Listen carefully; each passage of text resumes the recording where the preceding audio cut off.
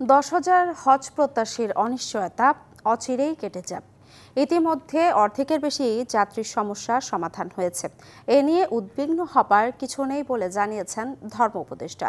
নিবন্ধিত সবার হজ যাত্রা নিশ্চিত করতে কাজ করার কথা বলছে বেসরকারি এজেন্সিগুলোর সংগঠন হাবো। চলতি বছর 1,27,198 জনের কোটার বিপরীতে নিবন্ধন করেছে 87,100 জন হজযাত্রী। সরকারি হজযাত্রীদের সকল প্রস্তুতি সম্পূর্ণ হলেও বেসরকারি ব্যবস্থাপনায় 10,000 যাত্রীর বাড়ি ও পরিবহন ভাড়া না হওয়ায় দেখা দেয় উদ্বেগ। মঙ্গলবার নিজ মন্ত্রণালয়ে হজের সর্বশেষ প্রস্তুতি নিয়ে সাংবাদিকদের মুখোমুখি হন ধর্ম উপদেষ্টা। মক্কায় 7,274 জন, মদিনায় 3,213 জন, মোট 10,687 জন হজযাত্রীর বাড়ি ভাড়া এখনো চূড়ান্ত হয়নি। তবে ধর্ম উপদেষ্টা বুধবার ডিবিসি নিউজকে জানা, 2-1 দিনের মধ্যে অনিশ্চয়তা কেটে যাবে। 2-1 দিনের ভিতরে সবার বাড়ি ভাড়া সম্পন্ন হবে।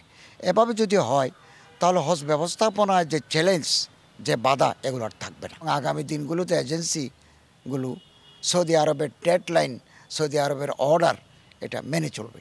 এদিকে হজ এজেন্সিগুলোর সংগঠন হাবের নেতারা বলছেন, নিবন্ধন করা সবার হজে যাওয়া নিশ্চিতে কাজ করছেন তারা। যারা এখনো বাড়ি ভাড়া সম্পন্ন করতে পারেন নাই তাদের সাথে আমরা সার্বক্ষণিক ব্যক্তিগতভাবে যোগাযোগ রাখছি এবং আমরা তাদের থেকে আশ্বস্ত হয়েছি যে যথাসময়ে ইনশাল্লাহ এই কাজটা শেষ হবে। 2025 হজ পালন করার জন্য নিবন্ধন করেছেন। আমি বিশ্বাস করি আল্লাহ পাকের ইচ্ছায় তারা সকলেই হজ পালন করবেন। আগামী 29 এপ্রিল শুরু হবে চলতি বছরের হজ flight. Mahmudul Hasan Nazim, DBC news, Dhaka.